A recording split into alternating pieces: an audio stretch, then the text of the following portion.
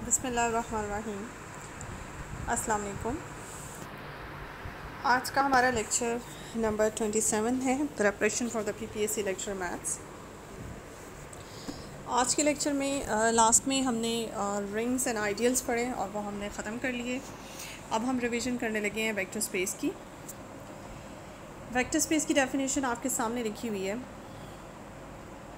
एक set we आपके पास एक नॉन एम्प्टी सेट है। ये सेट जो है वेक्टर स्पेस बनाएगा।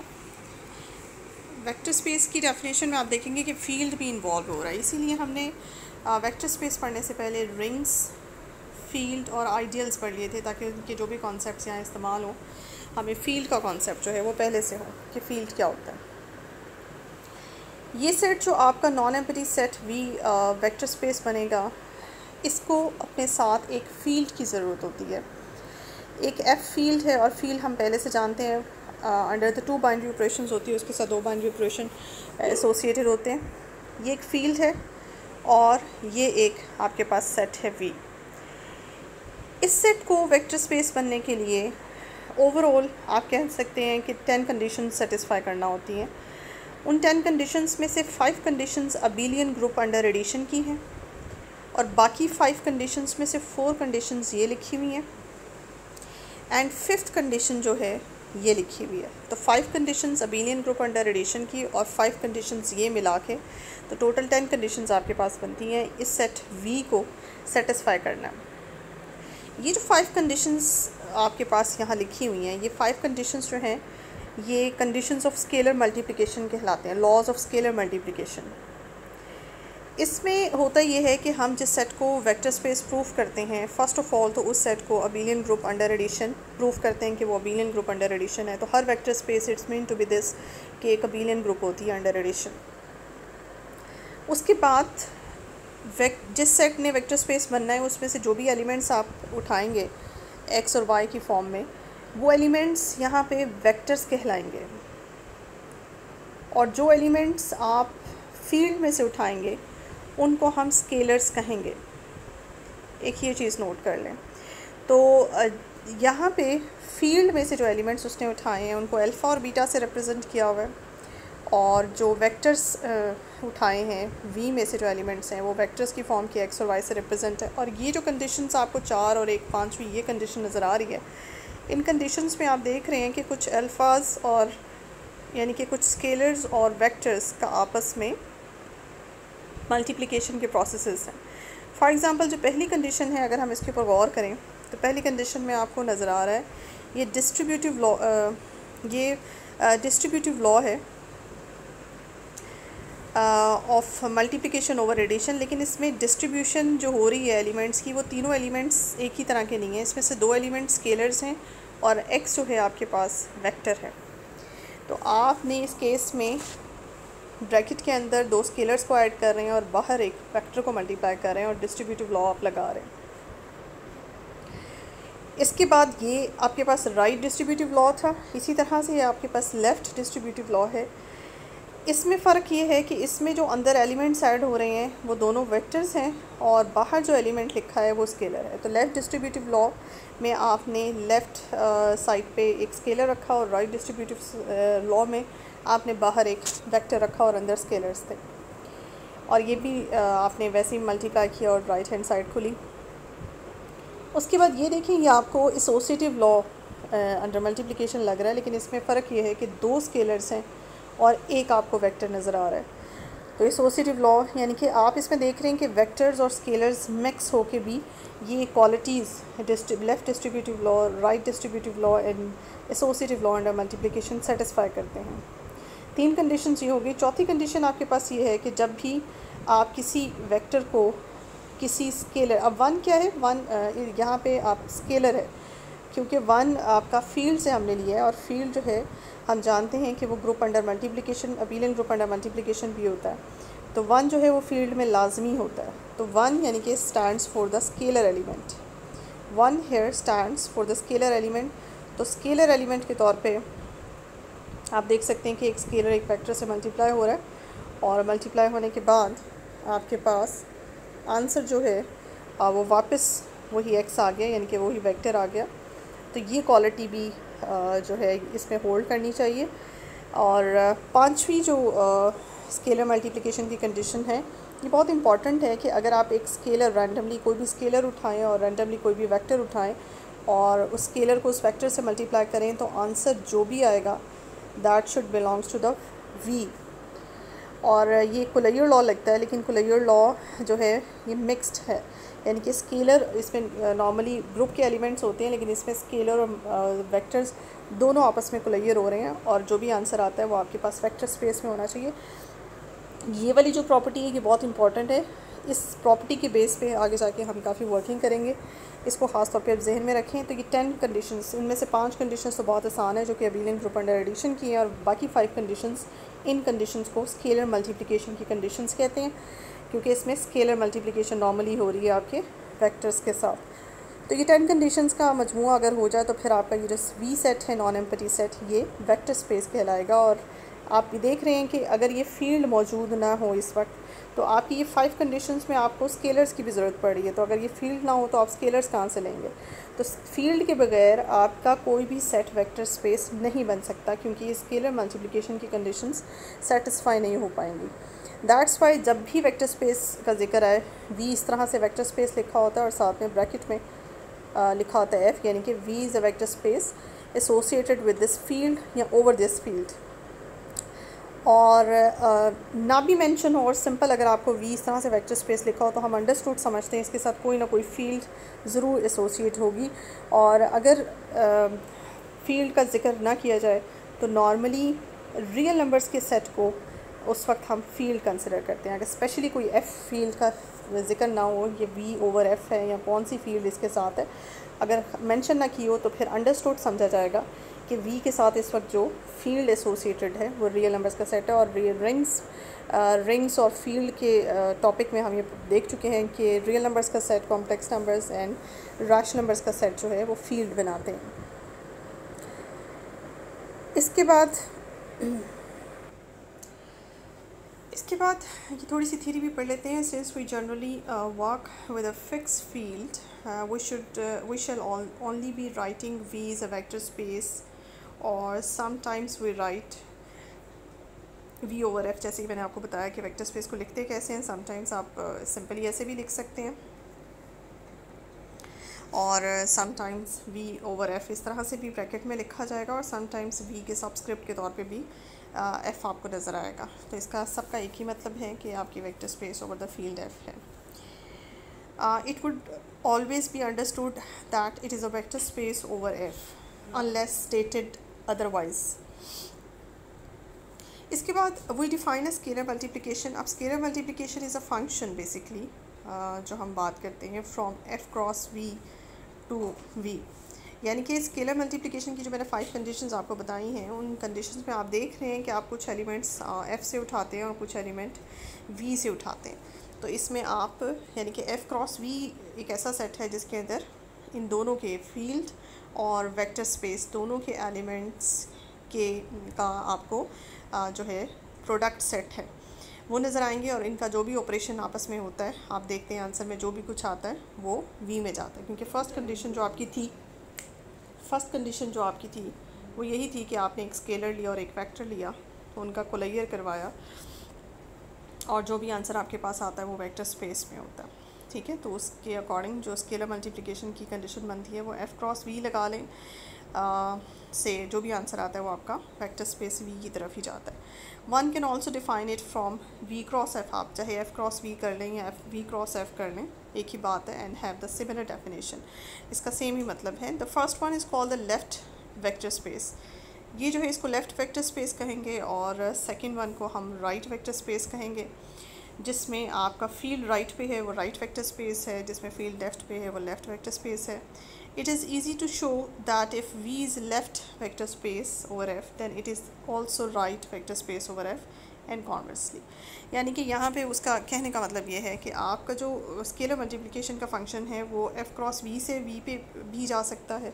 अब जैसे हम उन कंडीशंस को, जो 5 कंडीशंस को मद्देनज़र रखें, तो उनमें समटाइम्स ये भी हो रहा है कि आपका अल्फ़ा पहले लिखा हुआ है और बाद में आपका वेक्टर्स लिखे हुए हैं, और ऐसी भी कंडीशंस हैं जिसमें आपके वेक्टर्स पहले लिखे हुए हैं और राइट साइड पे आपके स्केलर्स हैं, ये चीज़ें भी हैं।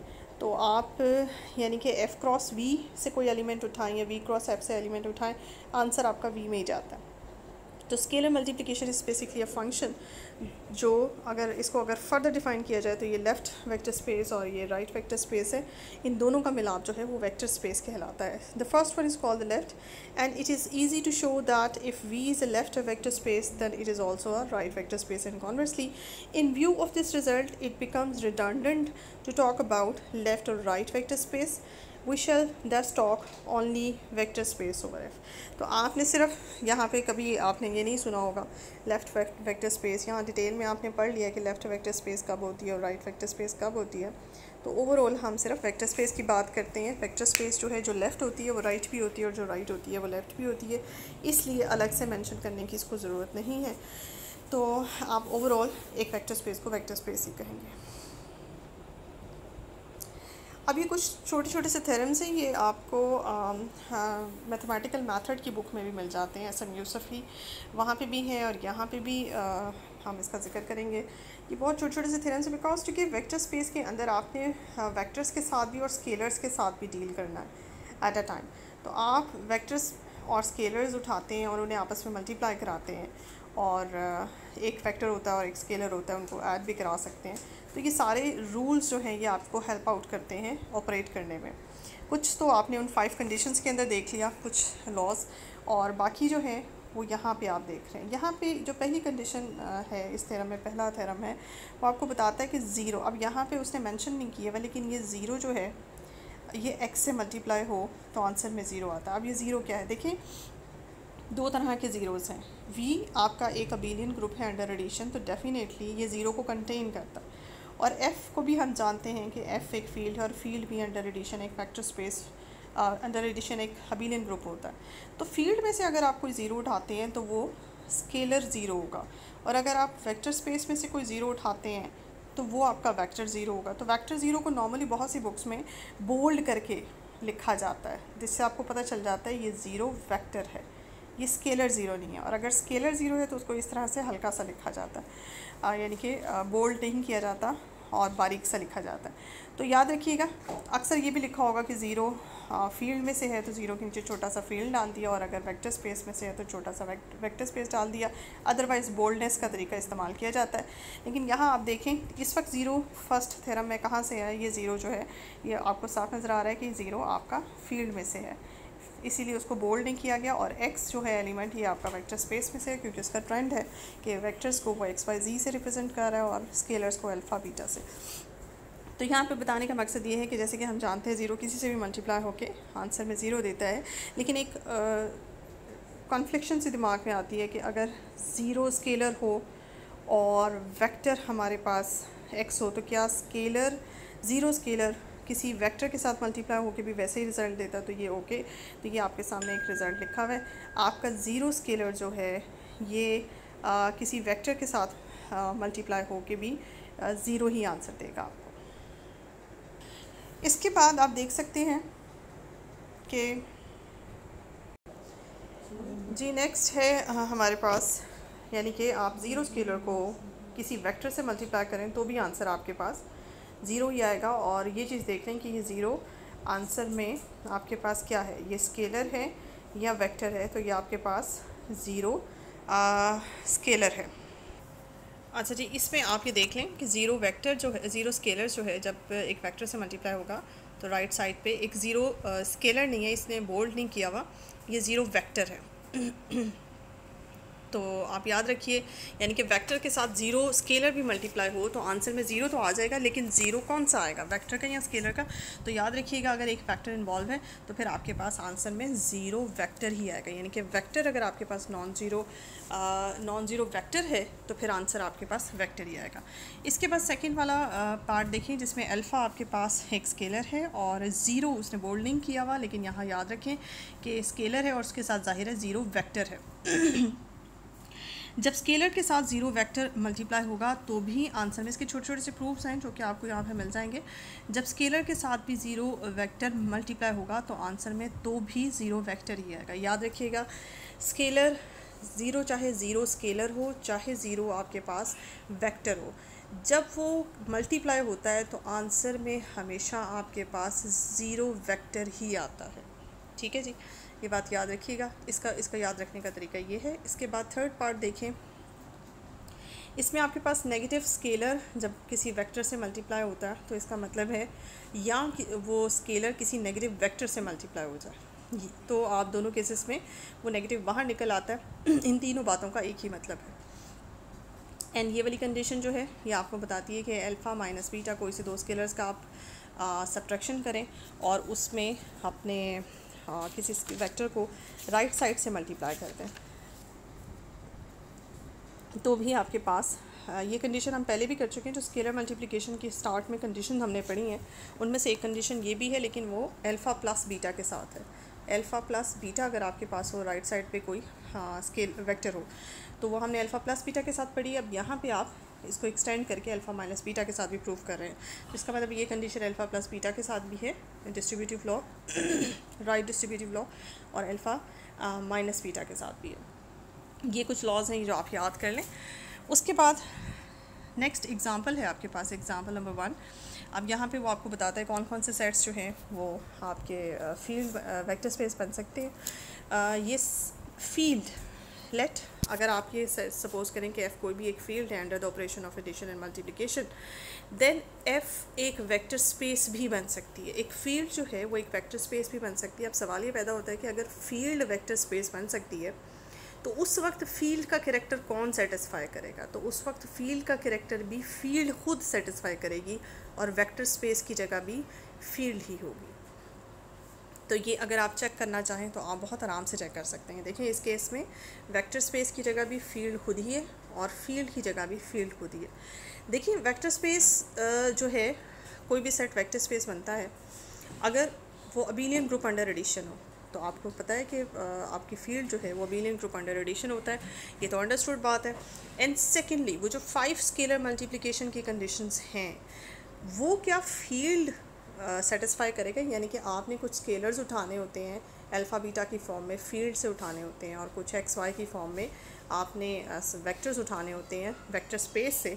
तो इस केस में आपका चूँकि वी भी एफ़ ही है, तो इसका मतलब है आपने अल्फ़ा बीटा एक्स वाई सब के सब आपने एफ़ से ही उठाने हैं। और वो जो डिस्ट्रीब्यूटिव लॉ, एक आपका राइट डिस्ट्रीब्यूटिव बनता है, एक आपका लेफ़्ट डिस्ट्रीब्यूटिव बनता है। तो फील्ड वैसे ही हम जानते हैं रिंग होता है और रिंग में डिस्ट्रीब्यूटिव लॉ होता है, तो डिस्ट्रीब्यूटिव लॉ वैसे ही फील्ड में होता है, तो वो भी हो गया। और जो कुलैयर लॉ है जिसमें एक स्केलर और एक आपके पास वेक्टर होता है, उनका कुलैयर है, तो वो भी कुलैयर लॉ एंड मल्टीप्लिकेशन भी फील्ड में होता है। और इसके अलावा आइडेंटिटी लॉ भी होता है। अगर आप 1 बाय 1 चेक करें वो 5 स्केलर मल्टीप्लिकेशन की कंडीशंस आप चेक भी कर सकते हैं, तो वो भी इस फील्ड में एज अ वेक्टर स्पेस आपको आराम से सेटिस्फाई हो जाएंगी। तो फिर आपको यहाँ से कंफर्म हो जाएगा कि फील्ड खुद भी एक वेक्टर स्पेस होती है ओवर इटसेल्फ। ठीक है जी, फील्ड का कैरेक्टर भी फील्ड खुद ही और वेक्टर स्पेस का कैरेक्टर भी फील्ड खुद ही सेटिस्फाई कर रही है। तो ये देखें, ये उसने स्पेशल केस लिखा हुआ है, एफ़ ओवर एफ भी एक वेक्टर स्पेस होती है जी। नेक्स्ट आप इसमें देखें एग्ज़ाम्पल आपके पास 2 है। एग्ज़ाम्पल 2 में देखें फील्ड एफ़ है और वी आपके पास एक वेक्टर स्पेस बनने जा रहा है।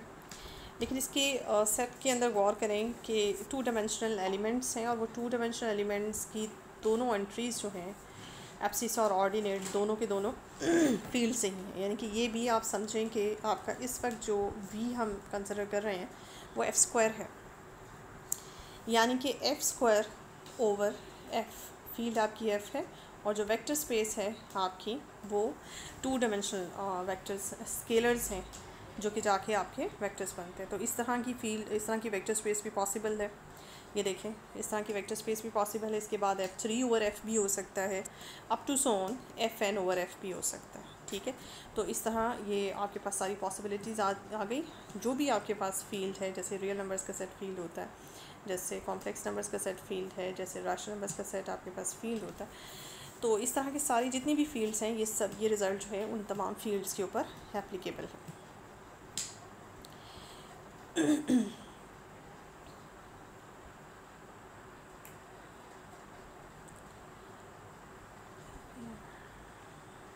इसके बाद कुछ और वेक्टर स्पेसेस को डिस्कस कर रहे हैं। जैसे C is a complex numbers का सेट और R यहाँ पे रियल नंबर्स का सेट और Q जो है वो रैशनल नंबर्स का सेट है। ये भी आपको कुछ पॉसिबिलिटीज़ बता रहे हैं ये vector spaces over these fields.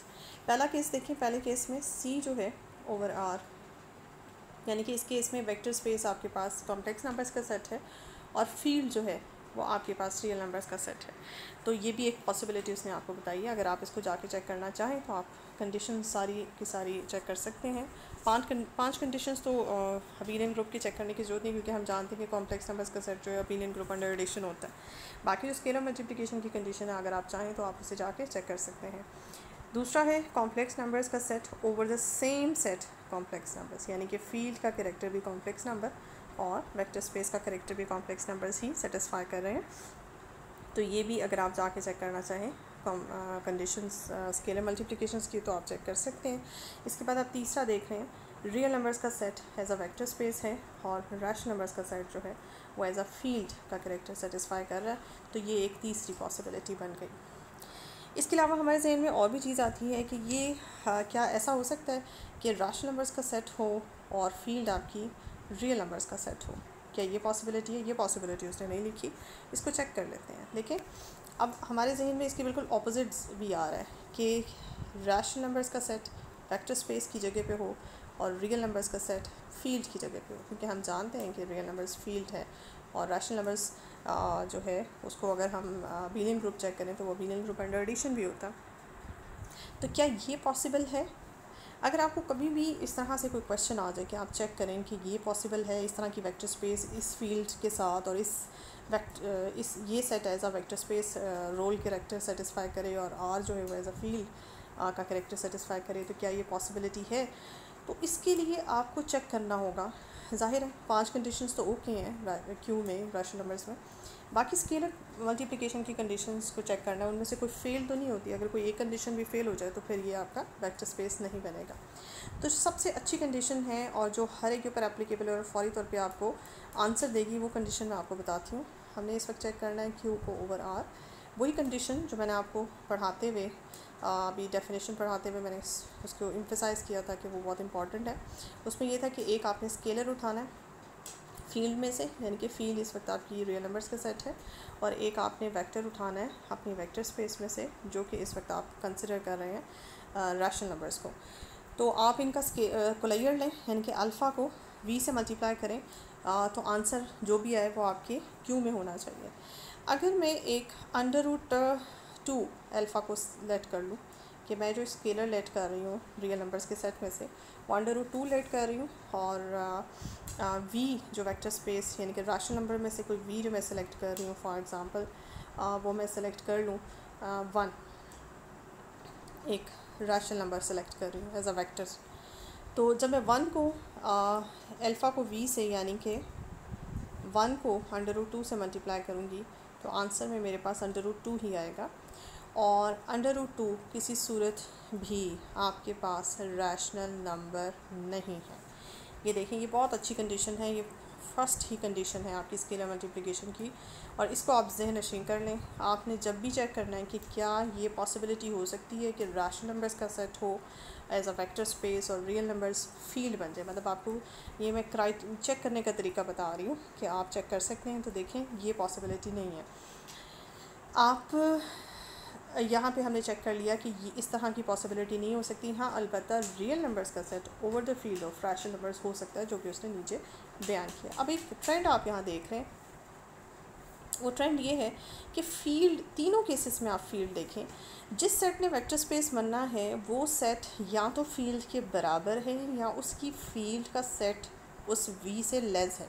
जैसे कि हम जानते हैं कि कॉम्प्लेक्स नंबर्स का सेट जो है वो अपने अंदर रियल नंबर्स को कंटेन करता है। नॉर्मली हम अगर मैं रफली आपको बताऊं तो कॉम्प्लेक्स नंबर्स यूँ समझें कि हाफ पोर्शन का इमेजनरी होता है, आधा पोर्शन इमेजनरी नंबर्स पे कंसिस्ट करता है और आधा पोर्शन जो है वो रियल नंबर्स पे कंसिस्ट करता है। तो आपके रियल नंबर्स जो हैं वो आपके कॉम्प्लेक्स नंबर्स में कंटेन्ड होते हैं, यानी कि रियल नंबर्स का सेट कॉम्प्लेक्स नंबर्स का सबसेट होता है। और इसी तरह से रियल नंबर्स की अगर बात की जाए तो रियल नंबर्स के अंदर रैशनल्स आते हैं, ठीक है जी।